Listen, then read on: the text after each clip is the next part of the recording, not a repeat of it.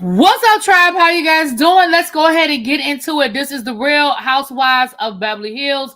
We are in season 14. Child, what episode are we in, child? Oh, shoot. I hit the wrong button. Child, what episode are we in? Lord, I done hit the wrong button. Episode 4? That's it. Why I feel like we were later in... Maybe I can't keep up with all these housewives. All the housewives that came back, I can't keep up with episodes on. I feel like we've been talking about Beverly Hills longer than 4 weeks. But we here. Now, let me say something to y'all. And I know I'm biased. I told y'all that I'm biased. And I'm going to be biased. Oh, I'm going to be biased. Y'all. This is the best housewives show on. Listen. Tonight's episode for me was a 9.5 out of 10. Now, I took 0.5 off for the beginning and for the ending. But the middle, chef's kiss. Chef's kiss. The beginning, because y'all let that argument just go on too long. We get it. We got it last week, actually. And then that situation at the end with Sutton and Dorit was... But the middle, chef's kiss. Let's get into it. La Queen said I was not here for Garcelle this episode. We'll get to it. We're going to get into it. So let me say this. We start this episode off. We are still at the table with Kyle and Dorit arguing. Now, I'm gonna be honest with y'all. I told y'all my criticism of this episode was this beginning part and the end. Baby, we get it. Kyle, you ice people out when you're mad at them. That is how you deal with things. That is what you do. Dorit, you are sick and tired of being sick and tired. She's not a good friend to you. Yada, yada, yada, yada, yada, yada. Garcelle jumps in when Dorit says something about letting people talk or being a good listener. Listen, I wasn't mad at Garcelle for jumping in and saying she would disagree with that. Because she's not wrong. However, her injection in that point seemed a little awkward. However, Sutton's input, I thought was very much on point. Because Sutton said, I'm going to come back around, Brandon. I don't disagree with you in other parts. I feel like what Sutton said was absolutely valid. Where Sutton said, listen, Kyle, you do ice people out. Me and you had a conversation about it. You admitted that you do it, and you know that you're going to do better. So why you can't just admit that you did it with Dorit and so we can move the fuck on? I feel like that's what Sutton was trying to say because, girl, they literally showed a scene with you talking to Sutton, admitting that is what you do when you get angry with people, you ice them out. Baby, Dorit said that you stopped speaking to her for 6 months over the comment you made about the fashion show, but then they showed a whole clip where you making fun of the Buca de Pepper room, which we all did. To be fair, Dorit, we all made fun. But I feel like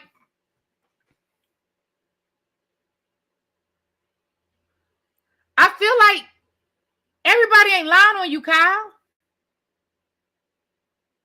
Hell, we seen you do it to your own sisters. I mean, your sisters do it to you too, but that's how, and I mean, it's probably a learned behavior because we have seen where her and Kathy have gone years without speaking. We've seen where her and Kim have gone years without speaking. So, I mean, we know that is your modus operandi. Now, let's come back around to this Garcelle thing. Garcelle and Dorit don't like each other. And I feel like whenever there's an opportunity for Garcelle to throw one at Dorit, she gonna throw it. But let's be clear, Dorit throws it right back. Okay? So, here's where new ladies have a disadvantage. Because poor Jennifer Tilly and Boz was sitting there like bumps on a log throughout this whole exchange. Kathy don't count because because she Kathy. She don't count. But it's really hard to see. But here's what I appreciate from both of them, though. I appreciate that neither one of them tried to make themselves part of it. We have seen housewives in the past be so desperate for a scene and so desperate for a moment that they put themselves in a situation that they, one, don't know nothing about, and two, it is at an awkward point that is not welcome. So I appreciate that Jennifer and Boss sat there, ate their food, and just let the shit play out. I appreciate it. Dorit, why did you have to keep trying to bring Erika into the situation? Erika, listen, and see, this what, baby, my girl is back, okay? Y'all know I went through a couple of years with Erika where I was side-eyeing her and I was feeling some kind of way. I have to be honest with y'all. I got to be fair and I got to be honest with y'all. Remind me, I have an announcement to make at the end of this. One of y'all who's going to stay to the end. I know sometimes y'all dip in and y'all dip out, but one of y'all who's going to stay to the end, remind me. I don't know if it's going to be Quake or Amber or Brandon Locke. I see who's in the chat now. Again, whoever gonna stay to the end, remind me, I got an announcement to make at the end now. Y'all gonna want to hear this. Y'all are gonna want to hear this.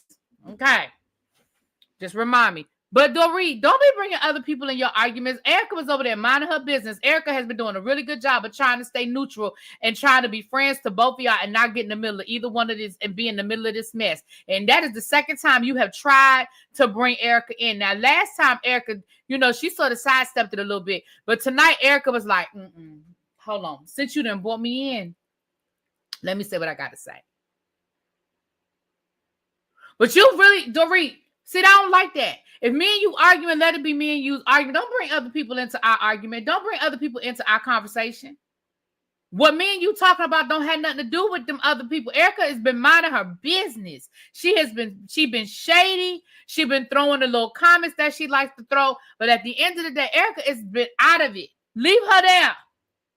Because see, what's going to happen is when the other Erika show up, y'all don't like her. Y'all get mad when that Erika shows up. So leave her over there.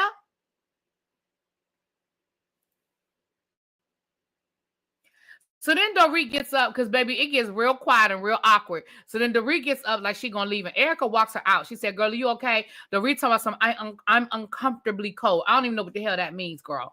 But neither here nor there. She leaving, she go to bed. And everybody else is sitting there awkward like, damn. So the next day, here is where, who is the production company for Beverly Hills? Somebody remind me. Is it Purveyors of Pop? Let me know if it's Purveyors of Pop. I think it might be Purveyors of Pop. Y'all tell me who the production company is for the Real Housewives of Beverly Hills, please. Somebody, one of y'all. In fact, never mind. I'm gonna Google it. Hold on, we got a minute. We just started. We got a minute. Let me Google it.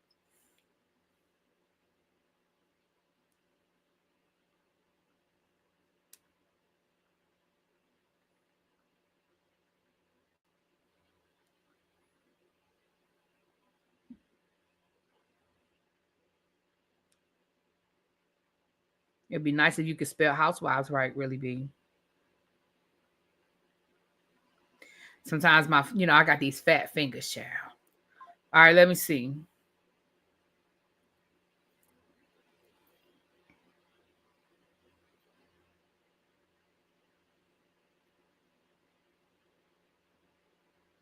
Child, why they got Andy Cohen?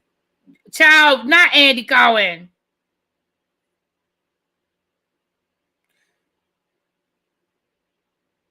Well, I can't find it. All right, I'm not going to hold this up too long. If I can't, Evolution Media?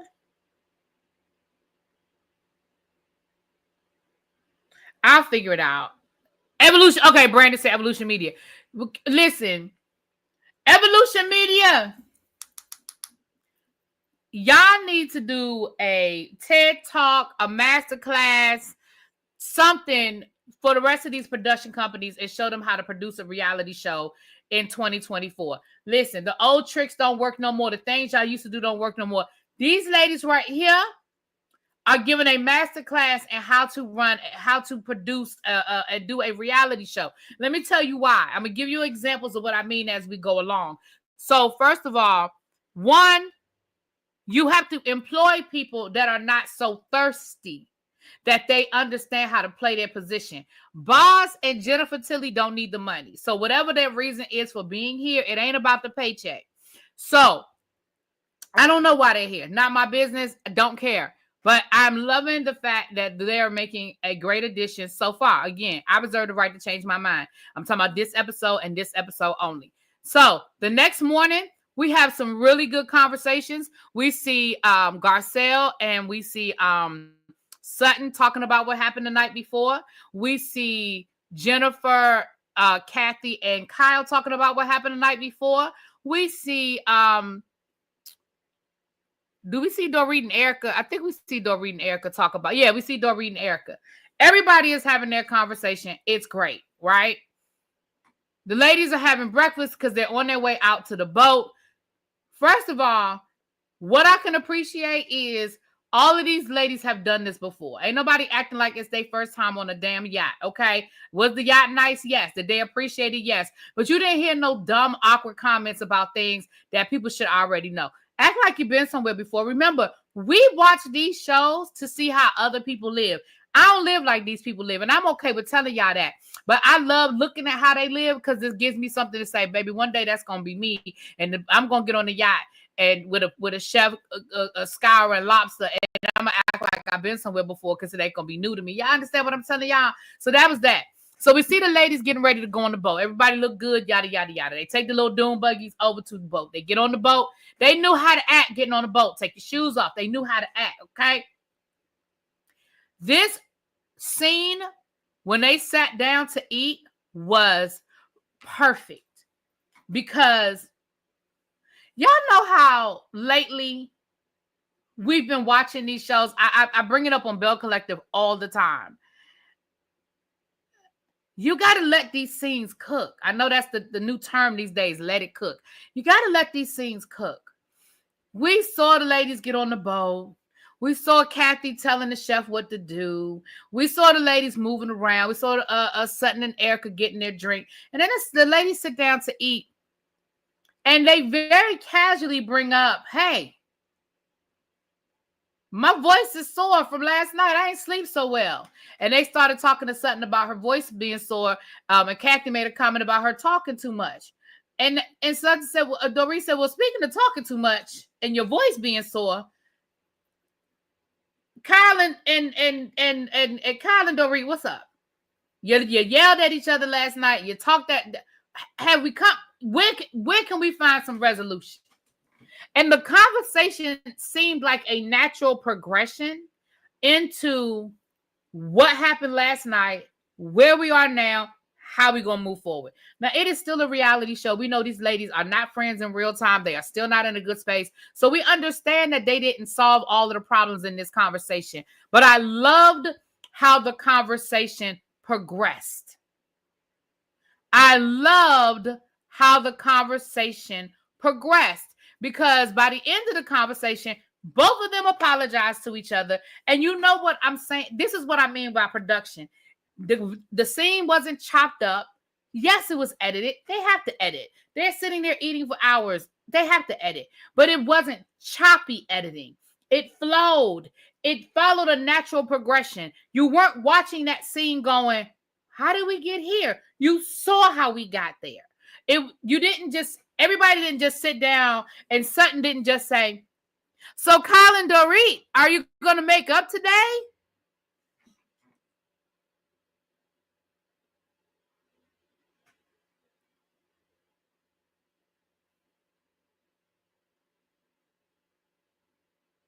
It was a very natural conversation among people that have been around each other for a while. They ain't all friends, but they know how to do their job. And the people producing them know how to make that part come out. That is example number one of what I mean by this was a great scene. Example number two, once they have that scene, everybody breaks out. Did production make these people break out and have separate conversations so they could film it? Absolutely. We know that's what we do here, right? But I loved it was a natural breakout, right? You saw Garcelle and Kyle go up top, on the boat, you saw Sutton say, hey, Dorit, can I talk to you for a minute?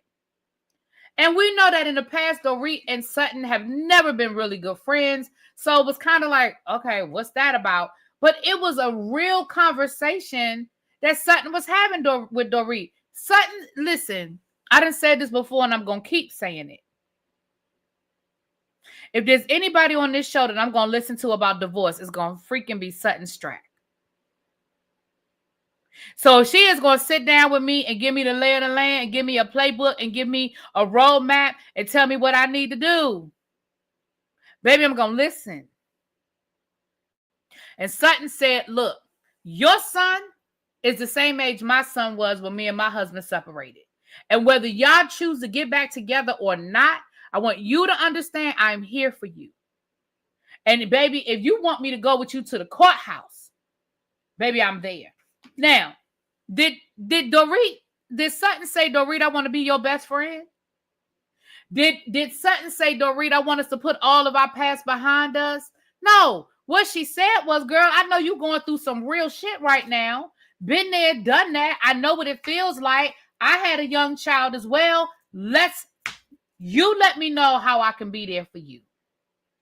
I ain't saying I'm trying to be your best friend.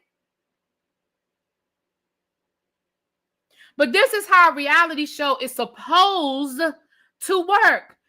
Reality. Now, I ain't gonna talk about how people are saying that Sutton is, that Dorit is faking this divorce situation. Ain't my business. She's doing a good job of bringing it to the show, and then we're gonna deal with it there. I tell y'all all the time, when reality TV meets reality, Sutton went to Dorit on some real shit. She never promised that woman undying loyalty. She said, girl, you done been through some stuff, and I want to see if I can help you get through what you need to get through, because I've been there and I've done that myself. That's what she said to the woman. And then, y'all, again, y'all can feel how y'all feel about Kyle. You can even feel how you feel about Garcelle. But let me tell y'all something. That conversation with Garcelle and Kyle is the realest shit I done seen in reality TV in a long time. And I'm being so serious right now. That conversation was the realest shit I have seen on a reality show in a long time. You've got two middle-aged women, we're going to call a thing, that are dealing with some very real changes in their life, saying, I don't know where I go from here. My identity as a woman, not a black woman, not a rich woman. My identity as a woman is literally changing before my very eyes, and I don't know what to do about it. Yeah, that was some real shit. And I'm sorry. I told y'all last week, these reality TV shows don't always have to be people fussing and fighting and cussing at each other. Sometimes it's just some real, and that was real to me. I'm watching that going, wow.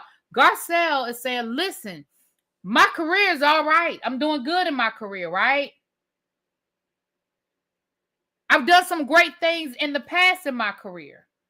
My sons, they get ready to go to college. My oldest son, they made me a grandmama. But right now, I don't know where I belong in my new space. Is a man going to make me happy? I don't know. And it scares me. And I think those were some real ass tears.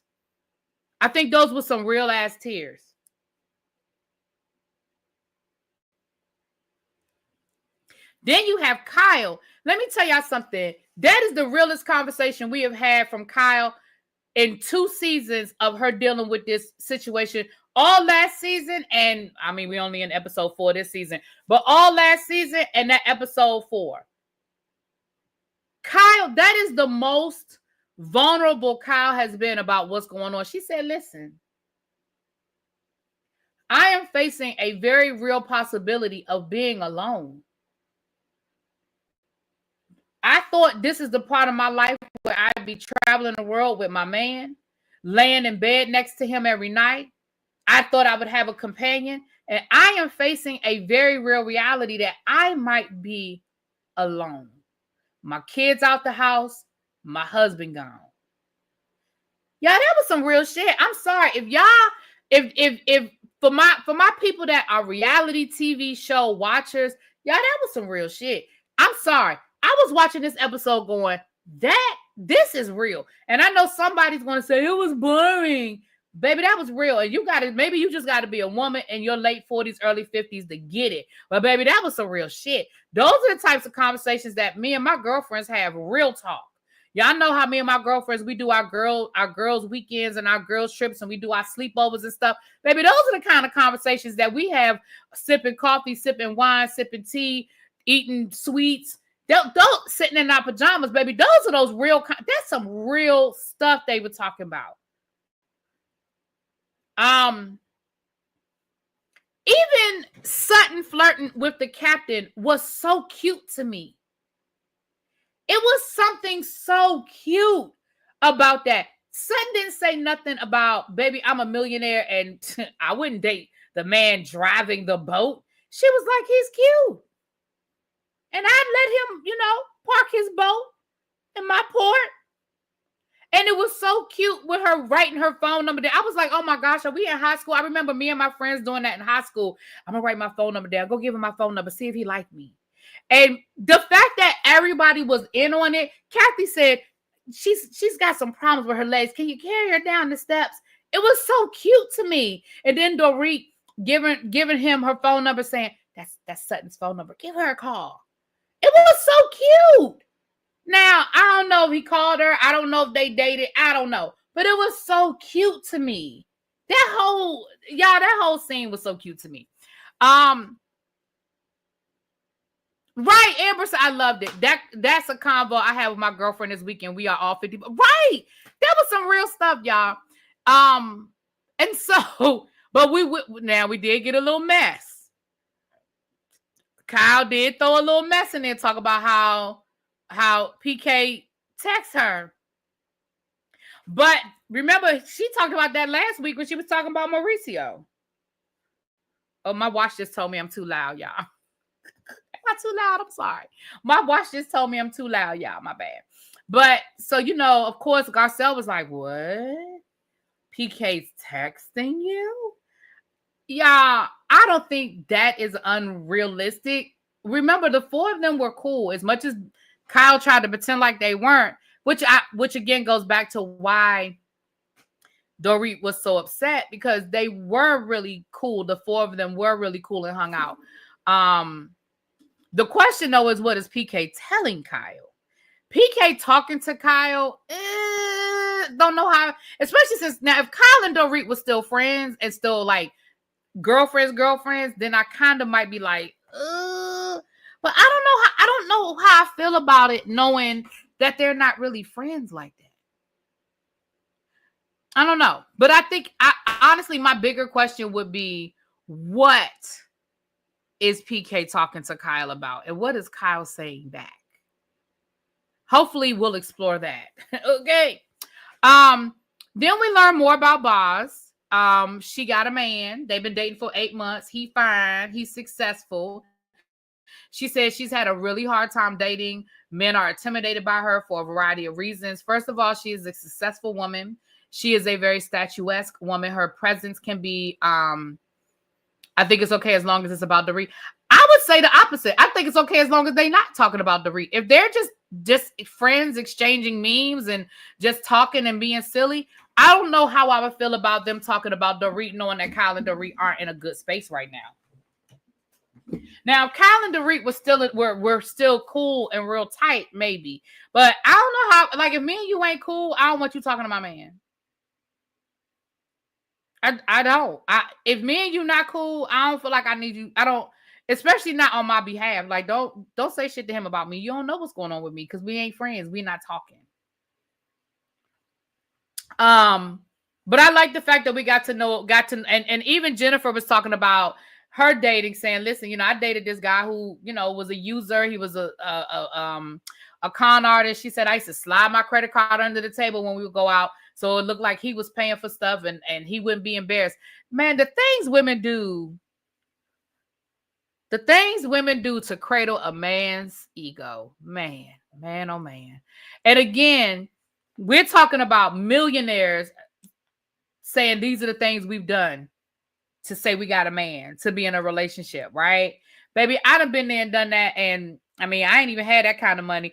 I done been there and done that. I done slid money under the table. I had a boyfriend one time, we would go out. That nigga ain't never had no money. I would slide money. I put money in his hand before we went to the restaurant if we were going out with friends.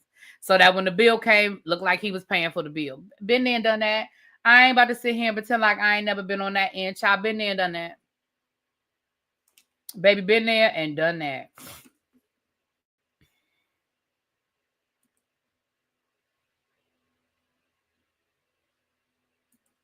I like them too. At the end, Sutton was defending Dorit, but Dorit got defensive with her. Right, child, listen. That's why I said, now that scene at the end was a little chaotic. I was a little lost in it, but we'll get to that in a second. Right, La Queen, don't it make you feel some kind of way when it's the millionaires? You're like, damn, the millionaires too? Damn. The millionaires? But unfortunately, it is what it is. I love how whenever Garcelle and Boz see each other, they hit each other with the... I love it. I love it. If you know, you know. Okay. So the ladies go to dinner. Everybody looks nice except for Kyle. Child, why is everybody dressed for dinner except for Kyle showing up in them damn leather pants and that daggone button-up shirt? I feel like, and this how you know Kyle going through something. Because, baby, I feel like we've seen that outfit 3 times. Kyle, girl, you have probably 5 closets worth of clothes. Why have we seen that outfit 3 times? And if we haven't seen that outfit 3 times, then we've seen too many outfits that look like that. Girl, do better. Kyle.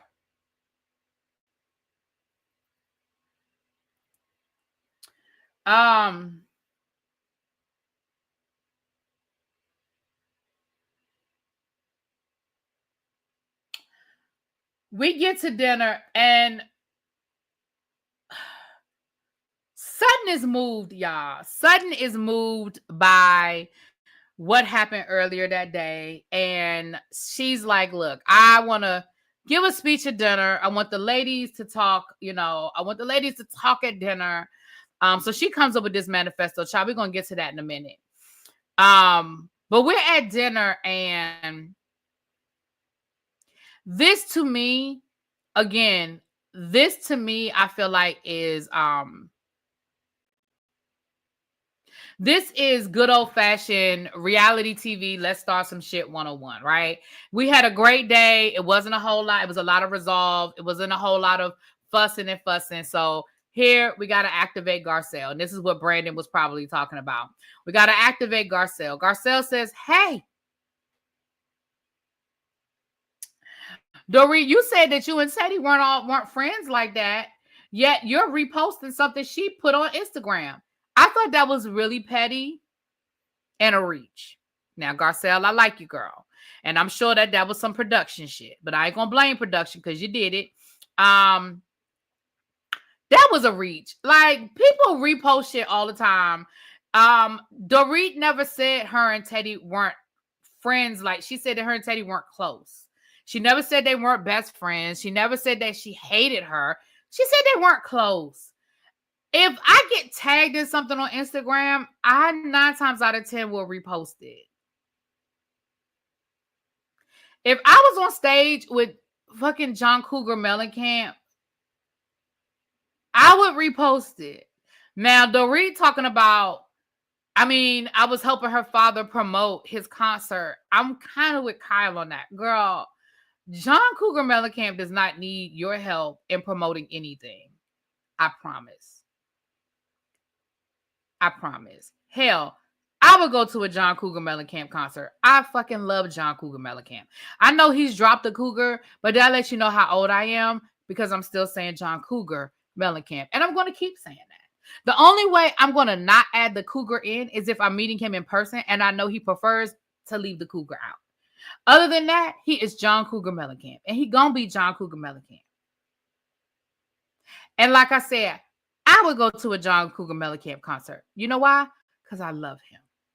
I love his music. I think he's a cool guy. Okay? So, he doesn't need your help, Dorit. However, Garcelle, I think that was a stretch. I think you were just trying to pick at Dorit. One, I'm sure production needed some shit to go on at the dinner.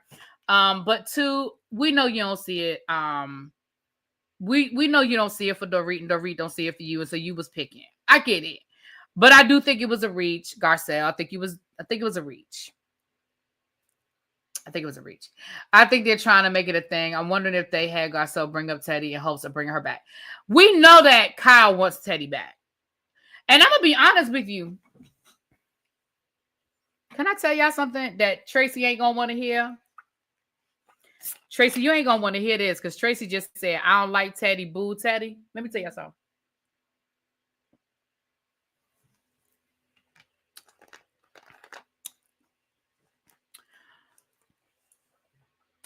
If Teddy agrees to talk about what she got going on right now with this messy ass divorce she in the middle of, she'll be back. I don't know if y'all been keeping up. Do y'all know what's going on with Teddy? Baby, Teddy done filed for divorce. But come to find out that Teddy was cheating on her husband with her horse trainer. And come to find out the horse trainer was married with a pregnant wife. And while the wife was giving birth, the husband was with Teddy. And now Teddy done moved out of her house, and guess who she living with? Kyle. Baby, if Teddy will tell it, she gonna be back on that show. If Teddy will tell it, oh, she's getting her diamond back. Front row center. And she's living with Kyle? Baby. So the fact that she's living with Kyle, expect to see her on next season, even if it's just in some, planted scenes, because she lives with Kyle now. Remember, Kyle got that whole extra house, y'all. So when we say living with Kyle in her mansion with her extra house out back ain't the same as when your best friend move in to your 2-bedroom apartment or your 3-bedroom townhouse when her and her husband break up. It ain't the same. Right. Kyle wants Teddy back on the show. The wife told Teddy's husband, baby, it's messy. Okay? It is messy. But yeah, Garcelle, that was a stretch. That was sort of a failure for me, Garcelle. I love you, boo, but that didn't really do what I needed, what you probably thought it was gonna do.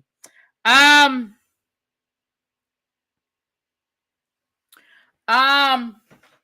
we have Sutton. Now, y'all, let me say this.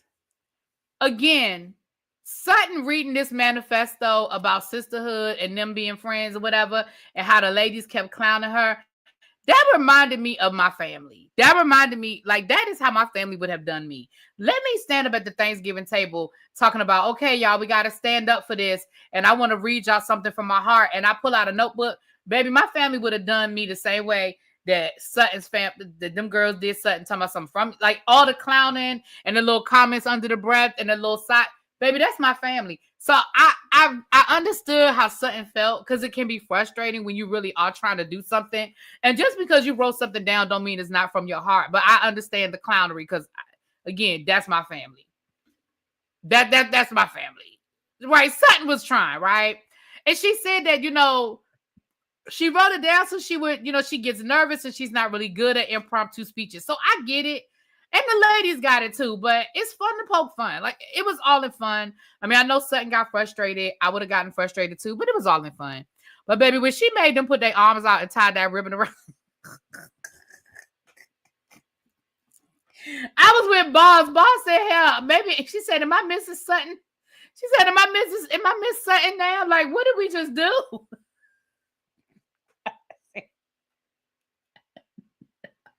Baby, I was here for it. Do you hear me? I was here for it. It was hilarious to me. Hilarious to me. I'm gonna tell you a scene that I think we didn't get. I think was edited out that I would love to have seen. I'm okay that they edited it out, but I would love to have seen it. At some point, those ladies went shopping, because the next morning when you saw all of them packing, You heard Jennifer say, oh my gosh, I bought too many gifts. And when they got on the bus, all of them had some sort of shopping bag. Jennifer had a Gucci bag. Baby, when I tell you I would love, because we've seen it in the past. We've seen those ladies go shopping and we have seen them run up a bill, right? I would love to have seen Boz, Jennifer, Kathy. We don't need to see Kyle shop, child. We done seen her shop a million times. I would love to have seen Erika shop. We know Erika ain't got the kind of money she used to have, but Erika got a little change. She got a little scratch these days. I wouldn't have minded seeing Erika do a little shopping just to kind of see what they're picking up, what they're talking about. Like, I would have loved to see Jennifer Tilly in that Gucci store. What you buy from Gucci, girl? Girl, what you get from that Gucci store? I would love, I mean, I understand why they cut it out. It probably wasn't that exciting. It probably wasn't a big thing. And they really did have a lot of other stuff to show us. Like, it wasn't a lot of dead scenes. But I definitely would have loved to see them go shopping. Because when Jennifer said she had too much stuff that she was bringing back way more stuff. And then I saw her with that Gucci bag. Baby, what is in that Gucci bag? Garcelle's a problem because the Fox 5 flunkies are at war. Amnesia on the horrible-ish they put Garcelle and Sutton through. Just saying. I want the suitcase Kathy gave. Yes! Kathy gives good gifts, y'all. Kathy, if you want to sponsor a YouTuber, I'm here, right here. If you want to just give a YouTuber everything you gave the ladies on this trip, right here, girl, right here. Baby, can I tell y'all how Kathy is trying to...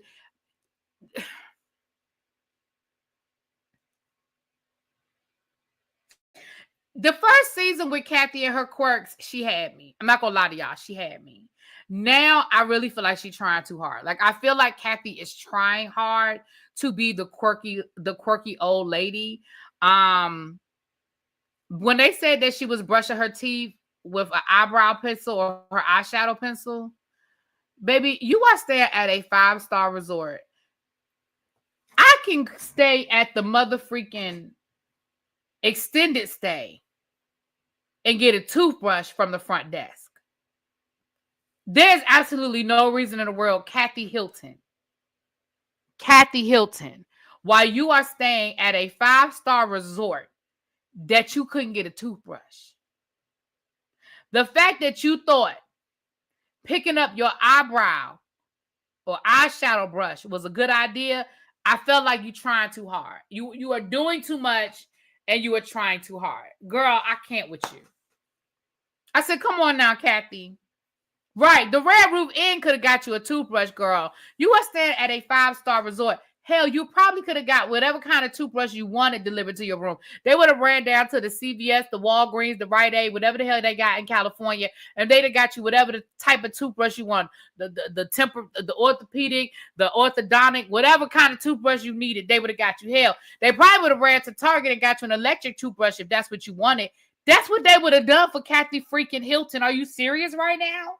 I said, you're doing too much. Now you're trying too hard. Now you're just trying too hard, Kathy. We get it. You carry your fan. We got it, Kathy. But the toothbrush, you did too much. Went too far. So now the ladies are back on the bus and they're on their way home. And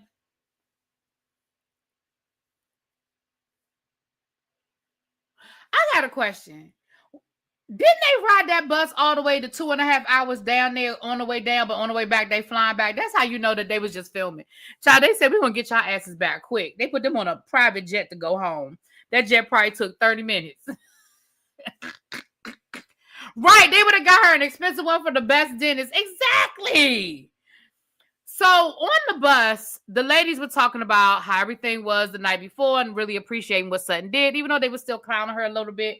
But then they were like, get ready. I'm gonna make the announcement. Amber, don't let me get off here, but I'm making that announcement. I'm about to make an announcement, okay? But then Sutton brings up what Erika was sort of whispering under her breath when they were having the Teddy conversation.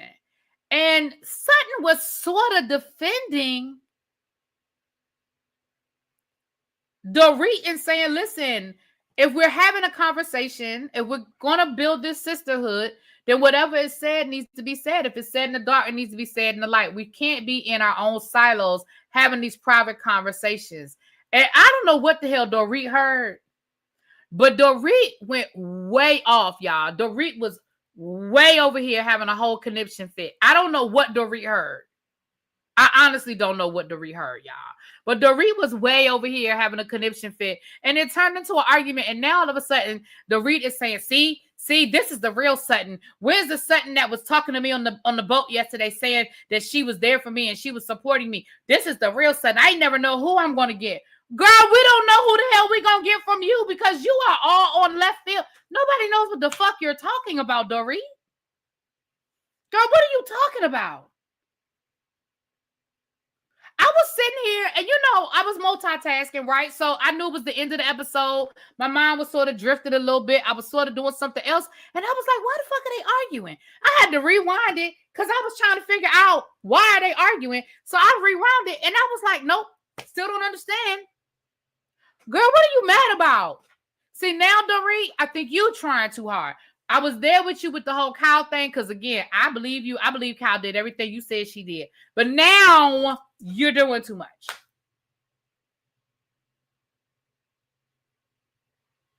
Welcome to Karen. Whoops, I mean, Dorit. Yeah, now you're just doing too much. I was like, what? Okay, I wasn't the only one. Amber said she was very confused. See, I wasn't the only one.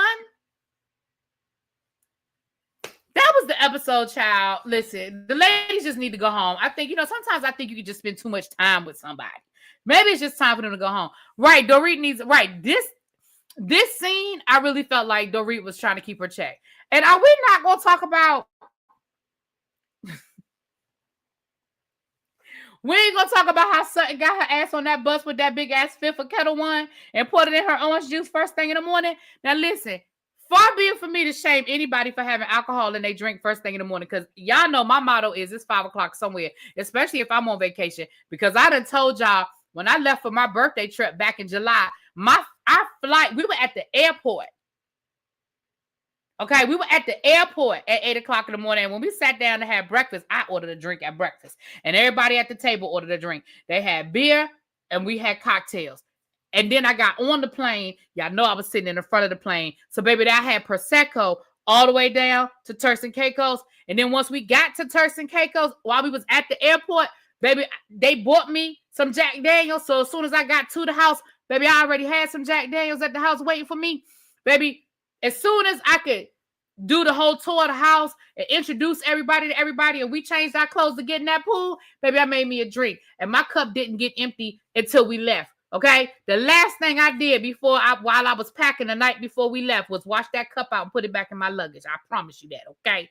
And then, thank you, Amber, thank you. And then when I got back on the flight to come home, I had me a drink. So I ain't judging nobody, but we ain't gonna pretend like we ain't see it, sir, and we saw it.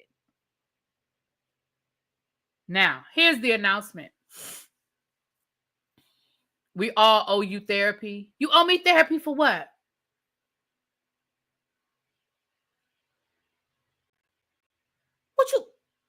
Tell me what you owe me therapy for. What I do?